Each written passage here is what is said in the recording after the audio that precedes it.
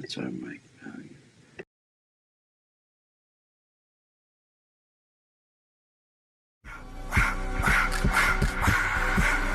I just wanna rock. Body of the y'all.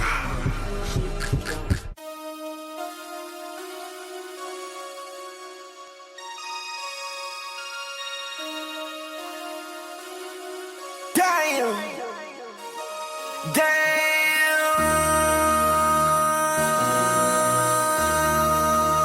MC, make another hit. Whoa. This ain't what you want. Project. This ain't what you want. This ain't what you want. 1600 block. I just wanna rock. I just wanna. I just wanna rock. Body out of ya. Shorty got that body out of ya. Hit it once, no time. Side up, fuck, you gon' kill my vibe.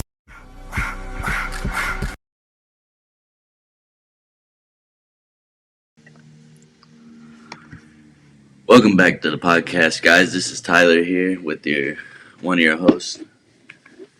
I'm Brandon Burnett. We got special guest with us today, Gerome Sapp. What's up, Gerome? Hey, can you hear me? Yeah, we can hear you. Yeah. How you guys doing? Good. How are you, man? I can't complain, man. Can't complain. Kids doing all right? Can you guys hear me okay? Yeah. Okay, cool. Your kids doing all right? How's the baseball going? Oh, they're doing great, man. My oldest, who's 13, is actually already playing high school baseball. I mean, which is awesome. So he's 13 and he's getting to play against 16 and 17-year-olds right now. And actually, the high school is actually ranked top 10 in the nation. So he's playing against some good competition. So Wow, that's awesome. he's doing what he wants to do, and he has no fear while he's doing it. And my youngest is doing well as in addition to that. So no complaints here. That's awesome. That's awesome. We were kind of wanting to have you on the podcast today just to talk about a little bit about your career and how everything went with that. And we wanted to kind of start off with Notre Dame being your college of choice and kind of how you got into that. Sure. Well, it's interesting. Growing up, being born and raised in Houston, Texas, I knew nothing of Notre Dame growing up in the South. Well, actually, the funny thing was I knew of a team called Notre Dame, but because they were always on TV playing, just like the NFL games are always on TV, I thought Notre Dame was a professional football team when I was like 6 years old. Like, um, stupid me. Then when the movie Rudy came out, that was the first time I knew Notre Dame to be an institute of higher learning with a football team, and so it all started to make sense to me. And to be honest with you, that's when I kind of fell in love with Notre Dame. I used to be a huge Florida State fan with Charlie Ward and Ward Dunn, and I remember when Notre Dame beat Florida State and knocked them out of the national championship race, and I remember I did not like the Notre Dame for a while. So that movie Rudy really changed my perspective of the campus,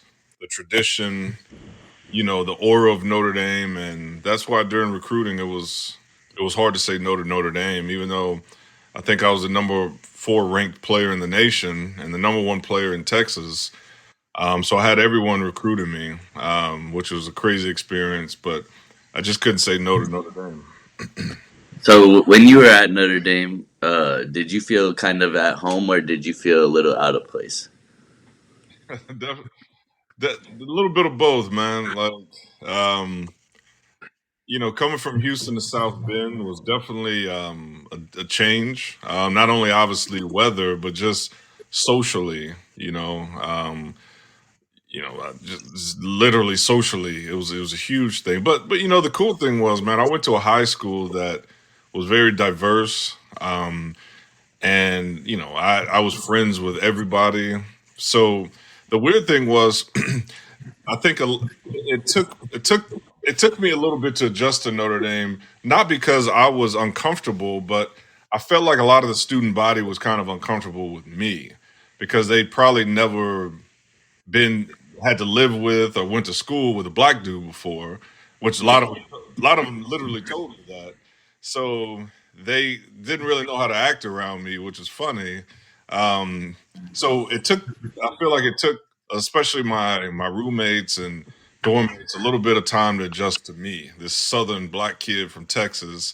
Um, but it was good, man. It was a good experience. I love the fact that we didn't have athletic dorms or a training table because it allowed us to really get to know one another. And a lot of those guys I'm still really good friends with today because we had to take time to really understand each other and each other's experiences and where you come from, where I come from, and in the end, we learned that we're all the same. We just come from different places and have different experiences. So um, I think that was the biggest thing. But I remember the first day it snowed as well. I was like, man, I don't know if I don't know if I thought this thing through the whole way. But Notre Dame was a blessing. It took me about 2 years to really appreciate the people, the aura of the campus, and the magnitude of the school. And after that 2 years, then it became, how can I make my mark on this university forever? So that my kids, eventually, when I had kids, could always be proud to say that their father and mother went to University of Notre Dame. And so, being voted team captain was that thing for me. So yeah. Now, do you think your kids intend to follow your footsteps and kind of go to Notre Dame? Is that like their dream? Have they talked to you about that at all? No, I don't think so. And that may be more my fault. I'm a firm believer in letting a kid do his own thing because there's a lot of pressure following your parents, especially if they were mildly successful at something, especially at a university or a sport. That's a big shadow to kind of feel and follow in. And, so with me, it's never, hey, you have to go to Notre Dame, or I'll be disappointed if you didn't go to Notre Dame. It's always, you go where you're happy and where you're going to be happiest, and we're going to support you regardless. However, they did go to the Notre Dame baseball camp last summer, and I think fell in love with the campus because they've been there before, but they actually got to obviously play on the sports, the baseball fields, and meet coaches and some of the players. And I think Notre Dame is definitely would be one of their top schools. Yeah. Yeah. Now being an alumni of Notre Dame, does that come with any perks for like your children? I heard that like once you graduate from there, like your kids are like they can go there for free if they want. I don't know. Well, and the funny thing is not just it's me. It's the wifey, her older sister, her older brother, and their younger brother all went to Notre Dame. So it's a Notre Dame family. Yeah.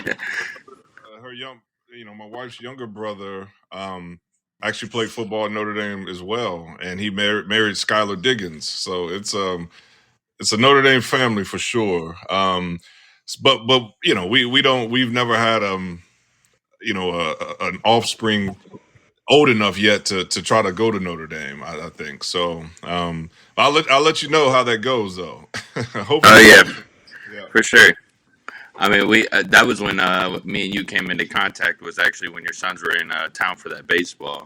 that baseball thing, and I think you came and picked up a chain from me at Cage. Yep. Absolutely. It was he just turned 13, and that was his birthday gift. Yep. Yeah, that's awesome. I met the wifey too. She's a good lady. Thank you, man. Appreciate it. Yeah. So now we want to kind of flip tides and kind of go into like you leaving Notre Dame and going into the draft. Was that like I know you were on your end of your time at Notre Dame and going into the combine and everything. How did that look? Well, first it was the combine, and I was privileged to be one of the, I think, 220 or 30 top college seniors to be invited, draftable seniors, to the combine. And I hated the combine. I hated every second of it. It was a necessary evil, though, as I put it. It was think of it as a 3-day event, and it was nonstop. Um, Meetings with teams, medical exams. So if you had any injury ever in your career down to middle school, they knew about it and they asked you about it and they X-rayed it and MRI'd it, and not just one team. All 32 teams wanted their own MRI, their own X-ray, and they wanted their own doctors to look at you. So imagine having 32 different doctors pull on your arm or pull on your leg or your knee or your elbow if you ever injured it. I always joke and say if it wasn't hurt then, it was hurt afterwards after you pulled on it, for 3 4 hours. Um, but then, of course, you had your physical testing. Um, and I was actually in a cast at the combine because I shattered my wrist my last game of the season against USC, and I didn't know I shattered it. Um, it was a necessary evil. I'm glad I went. I'm glad I was fortunate enough to be invited. Because it ended up getting me drafted with that in my play on the field. But to answer the first part of your question, leaving Notre Dame was kind of tough, man. You went from trying to learn how to fit into this place, this amazing place, especially when guys like me came from such far places away, and you become conditioned to it, and it's like becomes home to you. And I remember the first time I read in the paper when I was prepping for the draft, I'd already graduated. It said former Notre Dame football player. And I remember this sadness coming over me because it hit me like this was over with now. Like that 4 years had gone by, and you always thought about it, but you never thought it happened so fast. And of course, I was excited to understand what the next chapter of my life would bring, meaning who would draft me, what city would I live in, what would my situation be in terms of coaching and all that type of stuff. But distinctly remember this sadness coming over me when I read for the first time former Notre Dame football player. But like everything else, you get over Oh, might have lost you, Jerome.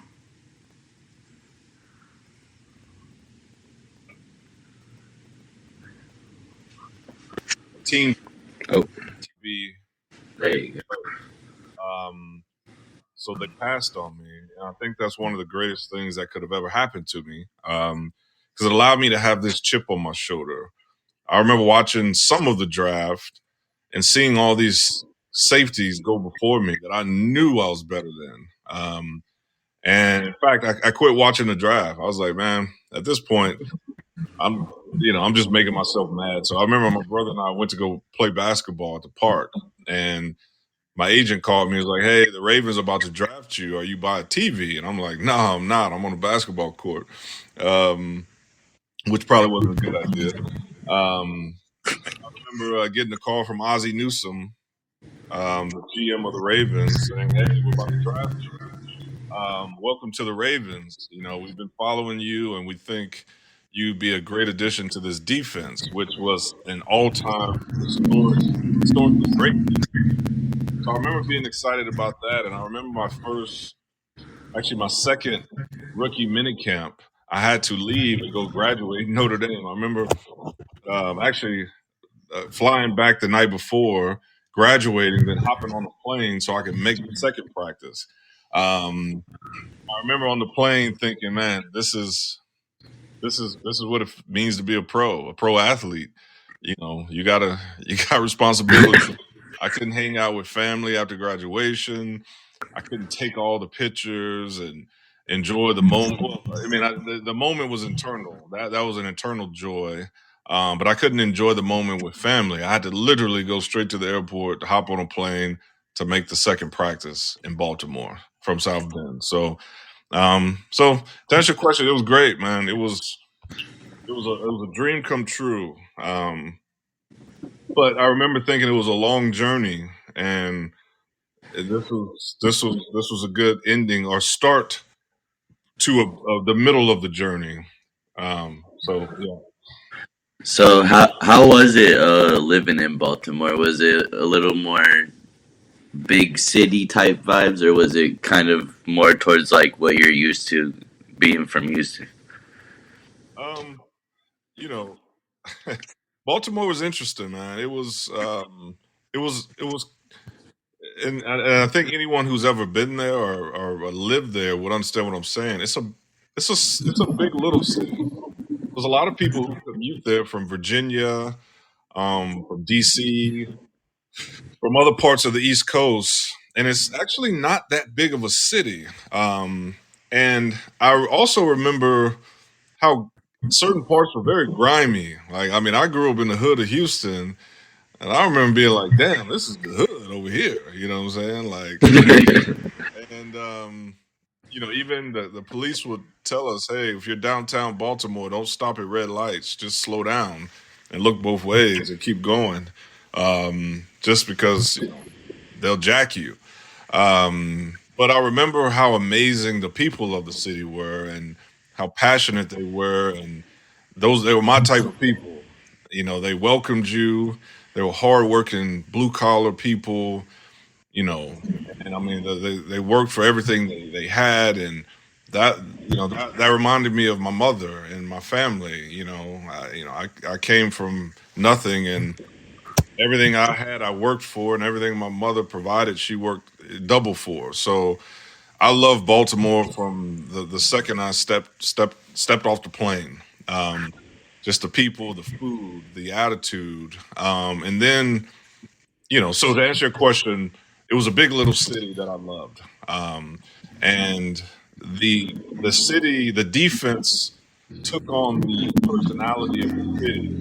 Um, and that defense was amazing. I remember the first day meeting Ray Lewis, and I remember Ray Lewis coming to me asking me about Notre Dame, and if you guys remember, it was Tyrone Willingham's first year, um, which was my senior year, and we would end up going 10-2 that year, and we were on the cover of Sports Illustrated, I think twice. Coach Willingham was coach of the year. So I remember all these future Hall of Fame players, all they wanted to ask me about was Notre Dame. What was it like playing at Notre Dame and playing for such an amazing coach? And that let me know that Notre Dame had, as I say, woken up the echoes of the nation that year, to get especially these Miami boys who really didn't care about you. You think they wouldn't care about Notre Dame? They were enthused, like they were intrigued with Notre Dame. And I remember being like, man, I'm talking to Ray Lewis right now. Then like, man, he's my teammate. Like, um, and the list goes on of all these now Hall of Famers. When I look at that team, I mean, there's like 5 Hall of Famers on the team that I play with, and Yep. it was just a great first experience. Yeah, and I know you were pretty tight with Ed Reed on. I've watched a couple mic'd up videos of him telling you, to go on a blitz after a quarterback, and you get in there and make the play, and he gets all hyped for you. It seemed like a pretty good mesh defense.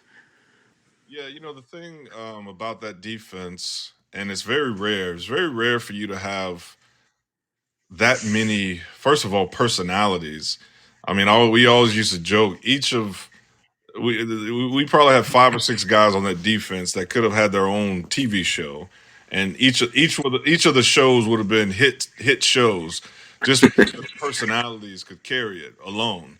So it's tough when you have, especially professional athletes with those personalities that know that they're good too, and they play like that. Typically, there's selfishness, and there wasn't. I remember Ray Lewis telling me, because also too, let me rewind a little bit. Also, when I was the only rookie defensive back to make the team, and there was 7 of us that came into training camp, and I was the only one to make the team. Um, and I remember Ray Lewis telling me, we're only as good as our weakest link. And Ed Reed told me this too. So most of the times, veterans don't teach rookies the ropes. You know, that's most of the time veterans, they're like, man, they drafted you to take my spot. I'm not going to help you. You figure it out yourself. And that's a reality most of the time, and I get it to Right. to a degree, right? To a degree. Even though when I was a veteran, my thing was shit. If you're good enough to take my spot, take it. But you have to know everything I know, or else we're gonna suck. And I learned that from Ed Reed and Ray Lewis. They taught me everything because, as I mentioned, they were confident in themselves, and their thing was, if you don't know what we know, then you become a weak link. And this league is too good; they're going to always attack the weak link, and which is what it is. So I remember them spending extra time with me, on the plane rides and just making sure that I knew I didn't have any questions about the defense or different audibles and stuff like that. So it was awesome. And yeah, Ed Reed was amazing. He would do stuff in the community and didn't want any media to know about it. I remember very vividly a back to school. We went to Walmart and they were having a back to school kind of thing where kids had $50 to spend going back to school. And I remember this one kid in front of us went over maybe $10, right? And the cashier was like, "I'm sorry, you only have $50." And the mom didn't have enough money to cover the difference. So I remember Ed Reed asking for the manager and basically saying, "Hey, give every kid $100 more to spend to make it a total of 150." And gave him his credit card and said, "But don't tell anyone about this. Don't let anyone know it's from me, and definitely don't tell any media about this." And that's what type of guy he was. Just he had so much passion for the community and kids, and I mean, not to mention what kind of player he was, but he was just as good as a person off the field as well. So I got a question about this because I'm a huge Ravens fan. I've been a Ravens fan forever now, and knowing the people on that team like Ed Reed, Ray Lewis, Terrell Suggs, uh, Jamal Lewis, all of them. What was the hardest hit you seen Ray have on a player? Man, I need to go back to the man. He's had so many. I mean, he used to just destroy people. I'm talking about literally run through people and break their equipment. Like, um, so I'm gonna answer that question, but then I'm gonna tell you the hardest hit that I ever seen a Raven linebacker hit, and it was Bart Scott actually. Um, but I've seen Ray knock someone's face mask off, literally knock it off the hinges of their helmet, basically. That's how hard he hit somebody one time. Literally, the screws and bolts broke off one side, and the face mask was just hanging on their helmet. Um, I remember Bart Scott was probably the hardest hitting linebacker we had. Um, and I remember him bending someone's face, a Steelers fullback was put in the game to block him. And it wasn't a normal fullback. It was like a D lineman type guy that played fullback sometime.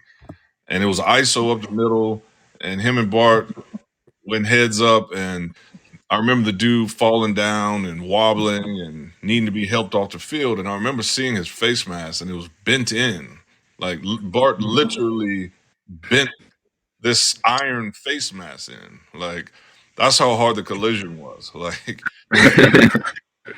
I've never seen anything like it. Like, and Bart's helmet, all the black paint was chipped off, and Bart is just wolfing at the Steelers sideline, like, "Is that all you got? Bring someone else in the game to come block me." And this dude is wobbling off the field and falling down because obviously he's concussed, the guy that they brought in. So yeah, that was the hardest hit I've ever seen a Raven put on somebody. It was Bart Scott. Yeah. And so your first, I think it's like your first season or two after that, you end up going to the Colts. And how would you or like say that experience went, like playing with Peyton and stuff like that? Did you hang out with him much at all, or? Yeah. So it was kind of a shaky experience. It's the first time I'd ever been cut. Um, but it was important for me. I was cut going into second game into my second year, not because I wasn't good enough. They needed to make they needed to bring in two more offensive linemen, and it's a long story. Deion Sanders came at that time, so I got to play with him for a little bit, which is awesome. Um, but essentially, Brian Billick made a roster move against all the GM and everyone with my backup. Basically, he promised my backup if he got Deion Sanders to come, he promised he'd give him another year because my backup and Deion Sanders were very close, both Florida State guys.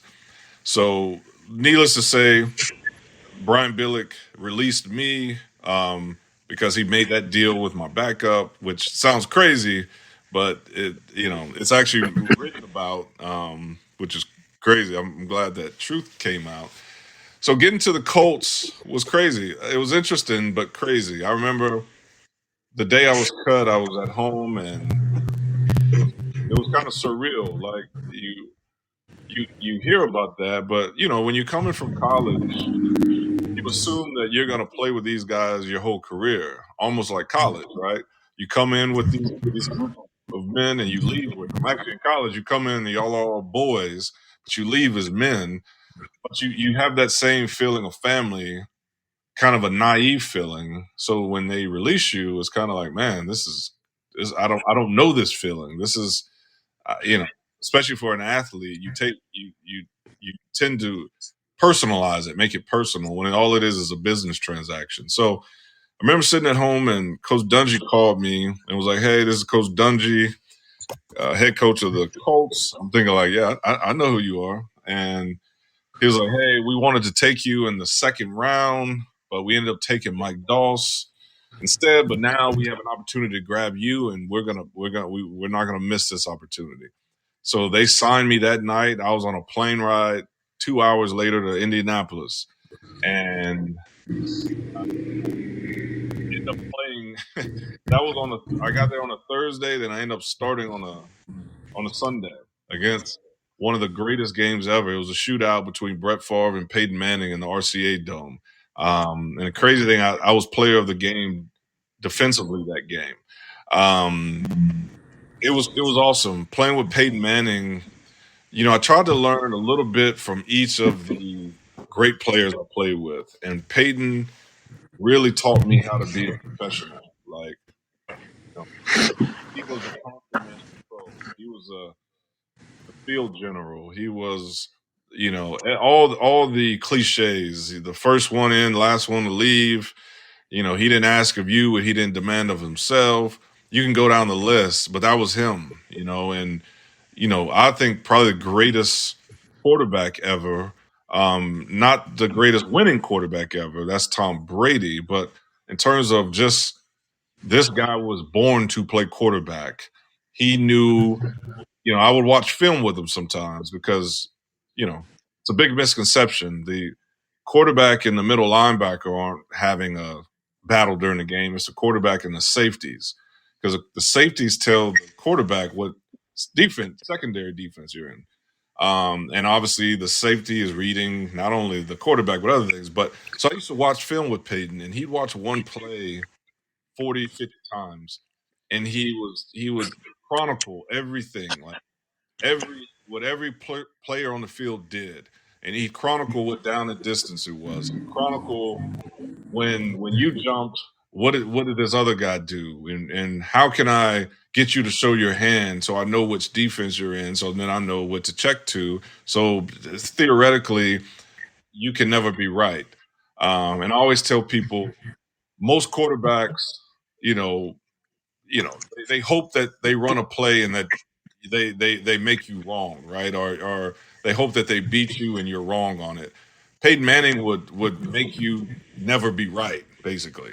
Like no matter what defense you played, 75% of the time he knew what to check to so that you couldn't be right. Like meaning the guy had a double way on you, or he knew how to flood a zone where you just couldn't cover a guy, right? Or he knew if you showed this defense, he could check to a run and that was going to be at least 10, 12-yard gain type thing. That's why he was so great. But basically, he beat you schematically before the game started.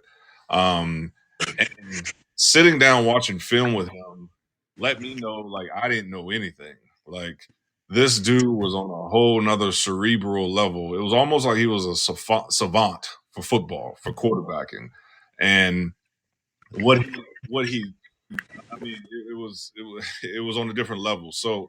Um, so we hung out sometimes. Eli would come in town, and it was fun. The biggest difference though was Coach Dungy was way more strict, and it was way more of a conservative environment, um, which was had its pros and cons.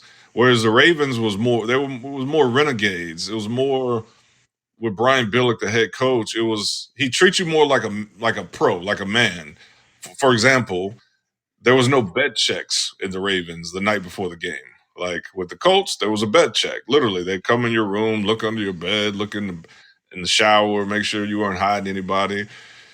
Brian Billick was like, "Listen, if if you feel like you want to go out and have a drink or go party, go party. As long as you show up on time and perform. Like, and if you don't show up on time and you don't perform, then there's consequences. So treating you like a man, you be a man enough to determine if going out and having a drink is worth those consequences.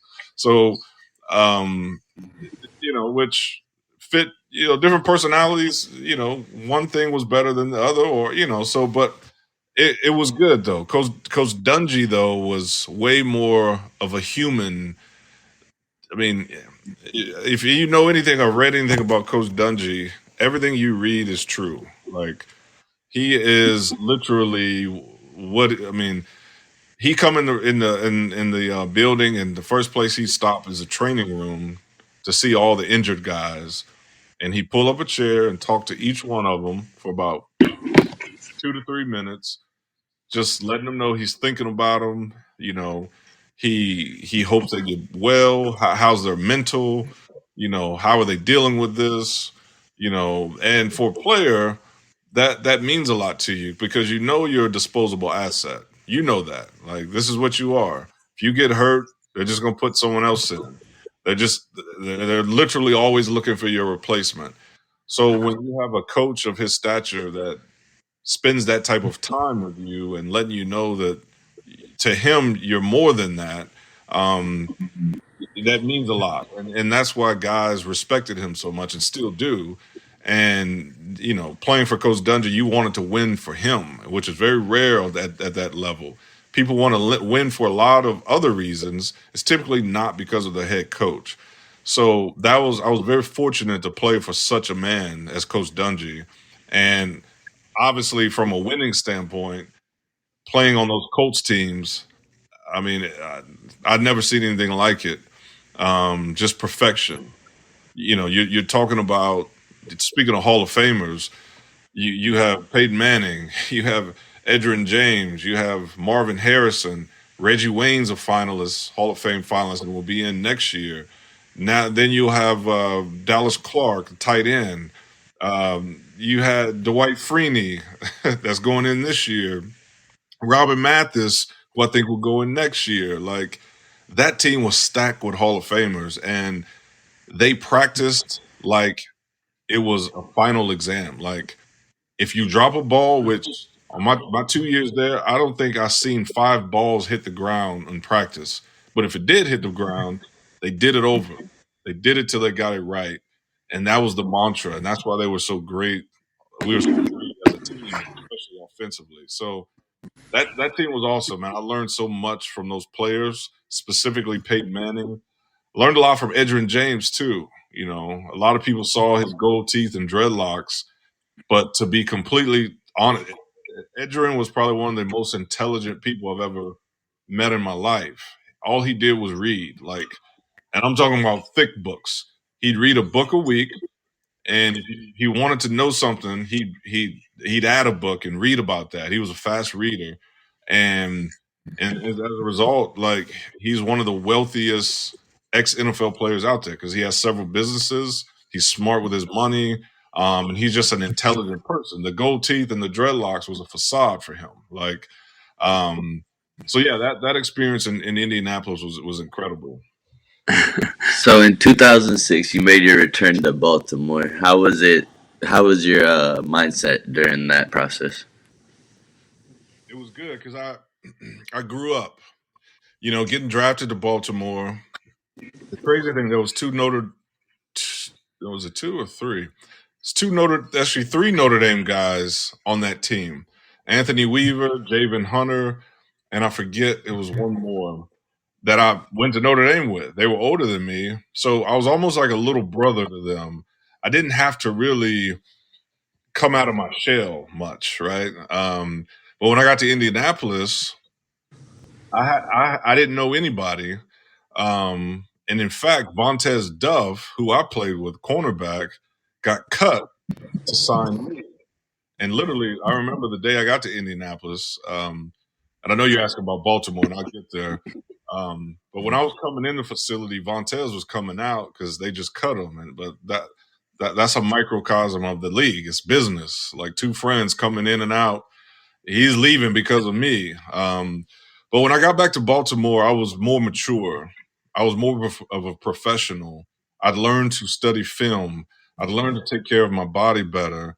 I'd learned to take care of my mind better. And I learned to treat it like a business. And for a lot of fans, they just had, it's tough for them when a guy leaves a team or gets traded, or a lot of fans think that's like, oh, he's a sellout, or he's a traitor. It's like, man, it's business. Like it's like trading commodities to these teams. Like, and the only way as a player you get through it is if you kind of callous your mind and treat it as such. It's a business. Now, of course, as a professional, you know, and as an athlete and as a competitor, you're trying to compete as hard as you can. But once a team cuts you and they trade you, you see the big picture. This is a business, and I'm a disposable asset. So going back to Baltimore, I was more mature, and I loved it. I think I approached the game differently.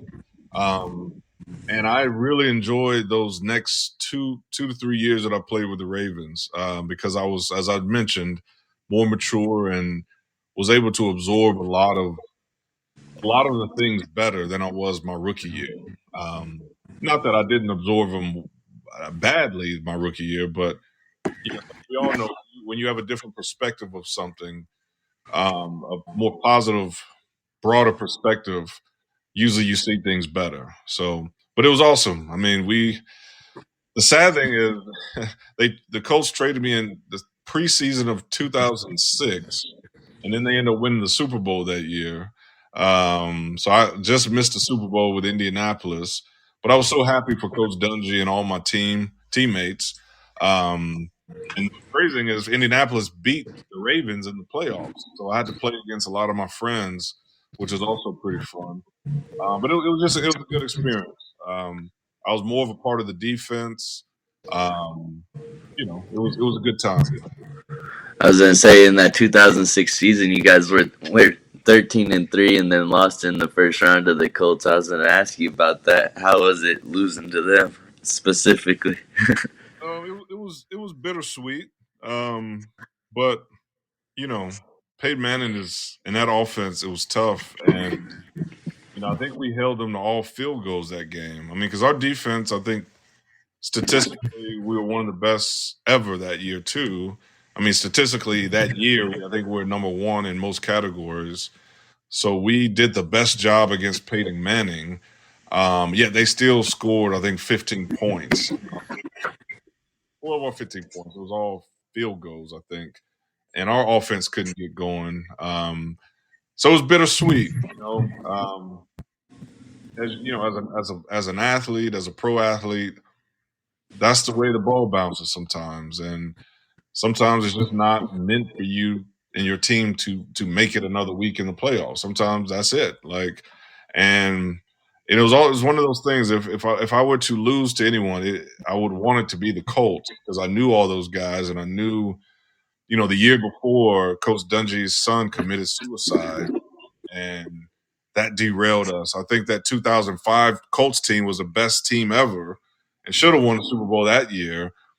But as I mentioned, Coach Dungy's son committed suicide, which literally rocked the whole team and really got us derailed. And So to win it again the next year, even though I wasn't on that team and literally lost to that team in the playoffs, it was a sense of kind of a sense of accomplishment in a weird way for that team. I felt, um, and I mean, it hurt. It hurt to lose, because you spend so much time preparing your team, your mind, your body, and then your season's over, especially over to your former team. And then I was still living in Indianapolis in off season, so I flew back home and they beat the Patriots the next week, and then the parade was right in front of my condo downtown, so it was kind of rubbing it in.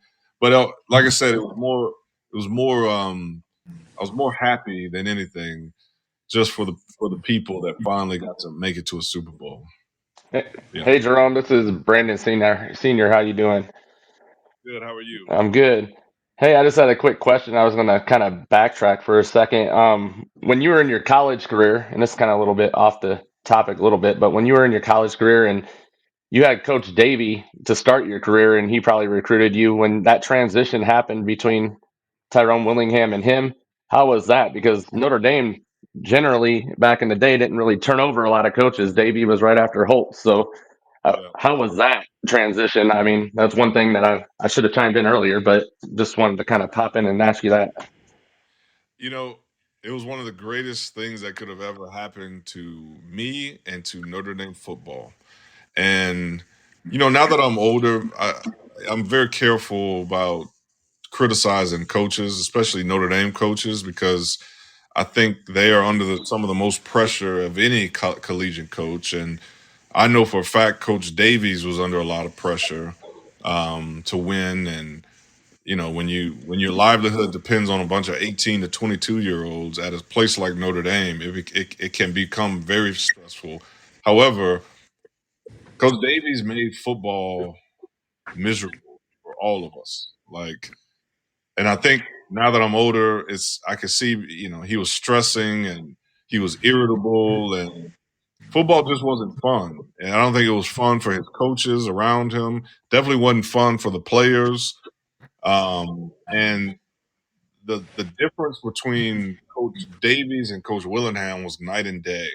I remember when Coach Willingham got there.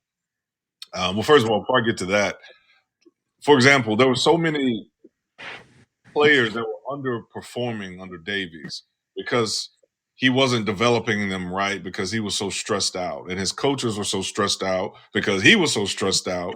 People weren't getting developed, so you had a team of some of the most talented players in the nation that were underperforming, literally underperforming.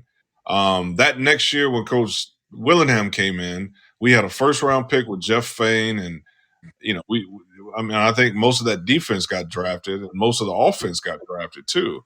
Um, just what a difference a year makes. Coach Willingham came in and basically was like, "Listen, I've recruited all of you guys to come to Stanford, so I know you guys. I know everything about you guys for the most part, and you guys are incredible athletes. You're obviously great students, and the one thing that it looks like you guys have been playing under is pressure." And he said, I want to remove that pressure from you guys and just let you go play. Go play. I'm not going to nitpick and micromanage. You're going to make mistakes. That's okay. But don't be afraid to just go be great. And that was the difference. Like, he gave us the confidence that we've been missing. It's one thing for an athlete to have confidence in themselves, but it's another thing for a coach to say, hey, I have confidence in you too, and you shouldn't be afraid to go make a mistake. You're not going to get benched. You're not going to get kicked out of school for making a football mistake. That is, and that was the difference. I mean, he was also a motivator. He wasn't necessarily an offense or a defensive guy, even though he was more offense. But he knew the defense just like he knew the offense, and he can pop in and coach anyone in any position because he knew it all. But more importantly, he motivated the team to win, and that was something that we were missing. Like completely missing. And at the end, it was just like, man, let's go have fun with our new coach. He's given us the green light to go have fun. Let's go do it. And that's what we did. Like, we should have actually made it to the Orange Bowl that year. But we're lost away from that. So, but yeah, that was the biggest difference. It was a welcome transition. I remember actually, we had George O'Leary for 2 days in between that. But Yeah, I forgot about him. Yeah. I remember we had one team meeting with him, and we were all like, "Oh man, why they pick this dude?" So I remember when they fired him, we were all like, "Yeah, man, like we didn't really like." So yeah, it was a welcome transition,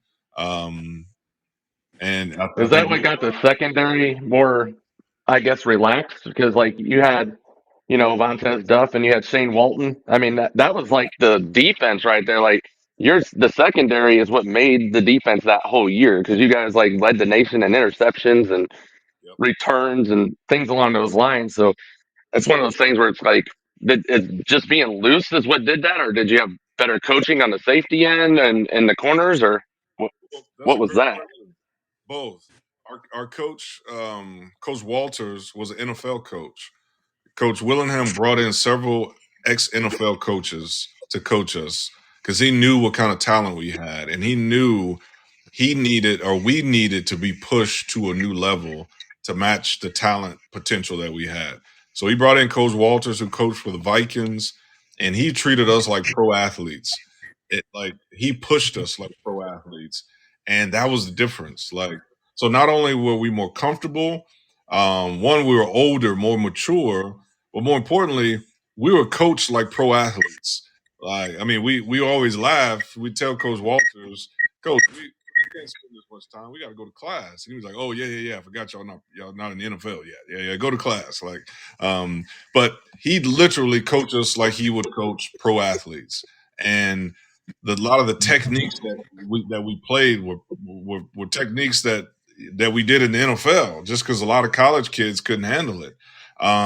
And that was the difference. He trusted us enough and knew we had the potential enough to be coached that way, and he let it go. Like, hey, let coach them like you would a Pro Bowl safety or cornerback, and give them the confidence to go out and make mistakes. That's why we jumped a lot of balls because we didn't care. Like if you caught it, someone else would hit you or tackle you, but we were gonna take a chance because we were confident in ourselves, and we did, and I think that was huge. I mean, that year was so fun. Like we used to knock people out and talk mess in the media before we tell the media what we are going to do to you at the game before the game. Then we do it, then remind you that we told you we were going to do it. Yep. Um, we were just it was just a fun year. I mean, it was kind of like we were for 3 years prior, we were kind of kept in this cocoon, and finally we were able to be let out and play to our potential. And that was a result that year. It was fun. So after all your NFL time, and what made you decide like to hang the cleats up and start running that Rares app? Man, it's every well, I tore my hamstring, and I remember thinking, man, I can't physically do this anymore, like, or at least at the level that I need to. And every pro athlete, well, should I mean every person who's played a sport has to make that decision at some point. I don't care if you're a pro athlete, well, you got to stop playing that sport, and it's a tough decision. But it's even tougher when you make it to the highest level, and you know everything you've ever known is that sport. Everything that you've ever associated yourself with, for the most part, is that sport, but I think the thing that was good for me was I'd already gotten my MBA at Harvard in the off seasons, so my identity wasn't 100% tied up in football, like a lot of guys' identity is. So leaving football wasn't me leaving who I knew myself to be for the most part. I mean, obviously, there's a little bit of that. Um, a lot of guys when they leave sports, women too, women and men when they leave sports, it's kind of like an identity purgatory. It's like now who am I to myself and who am I to the world? Because everyone has known me to be this athlete, and there was a little bit of that, but I was ready to move on to business. That was my ultimate goal. I was a finance guy at Notre Dame, major at Notre Dame. Um, and it was one of those things where I didn't lie to myself. I think a lot of athletes, and understandably so, lie to themselves and say, "Well, you can do this a little bit longer, or you got one more year, or if you just rehab a little more." Like, I knew I couldn't play the game at the level I needed to, especially at DB. Like with the type of hamstring injury I had. So I looked myself in the mirror and said, "Hey, you've had a great, well, relatively good career. It's time to move on to the next chapter of your life," and that's what I did. All right, now looking into like your little the shoe investing app and rares and like you opening it and putting the 5.2 million in venture capital into it. How did that all like shape about? Was that something that you always wanted to do? Um, Business was something I always wanted to do. I didn't know it was going to be that, and I didn't realize how hard it would be.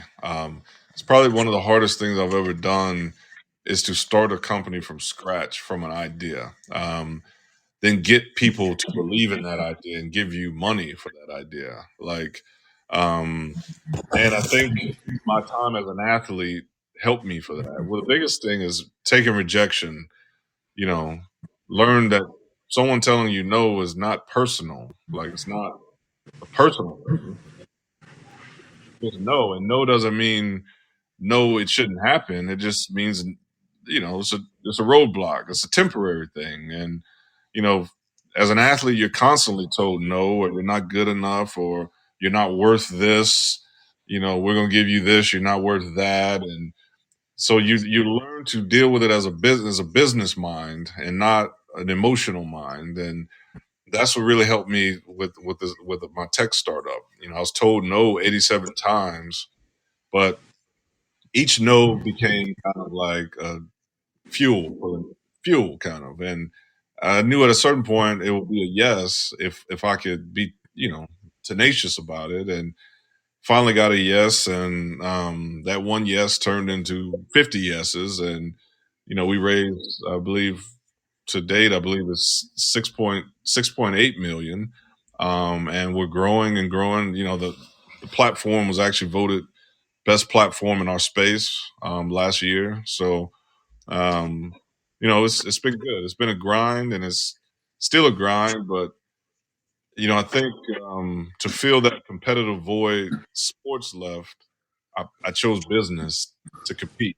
Like, that's my competition now. Like, I attack business the same way I did sports. Like, I want to win. Like, and of course a lot of people want to win, but I'm willing to put in the work and the preparation to win every day. I get out of bed in the morning. That's my goal and that's my mission. And that's, I think, what sustains me, like being able to compete in business, and it's fun. Yep. So is this the only business move you think you'll be making, or do you have other things that you're starting up? This is it for now. Steve Bisciotti, the owner of the Ravens, like a mentor to me. He's a self-made billionaire. He's basically like, if you pick one thing and get really good at it, or else you'll compete against a guy like me who's really good at the one thing, and I'll beat you every time if your mind is scattered on other things. So I kind of took that advice and said, let me focus my attention on this thing and see how big I can make and successful I can make this thing with all my attention. And that's kind of where I've been, and it's worked out thus far. Now, for you explaining the app and how it works to like somebody that's brand new to it, such as like me or one of the other listeners in here, how would you kind of break it down in layman's terms? It's a stock market for collectible sneakers. We created a way for people to make actual real investments. We're regulated by the SEC, in appreciable sneakers, meaning sneakers that we think will appreciate in value. So instead of actually owning the whole shoe, some of our shoes are $1 million, or literally, or more. Imagine game worn Jordans, you know, very rare Jordans that were worn, or this. Most people can't afford to buy the whole shoe, but we allow you to invest in fractional ownership in the shoe. So we allow you to invest in a share of the shoe for as little as $1. And the hope is that that shoe will appreciate more than the price that you invested in it in. So if you invested in that shoe at just say $100,000, we're hoping and that you're hoping that that shoe will appreciate to $200,000. And then obviously, if it did, you'd make delta or make a return. And then when we liquidate the shoe, we pay you out your return. So as I mentioned, it's a real investment. We just sneakers. Sneakers is a new alternative asset class, and this is technically called alternative asset investing.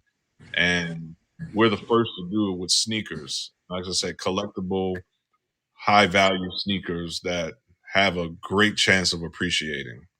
Yep.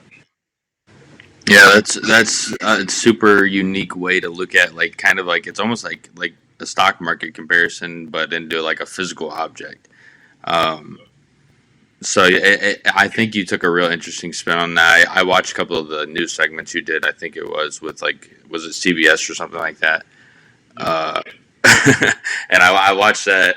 Um, I really enjoy like just having the time to like sit here and talk to you and actually make like somewhat of a professional connection um, with you and your family since I got to meet the wife.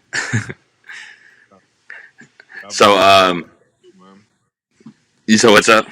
I said I enjoyed it too. I enjoyed this connection as well. It's been great. Good, yeah. So we hope to have you on possibly down in the future. I'll stay connect with you.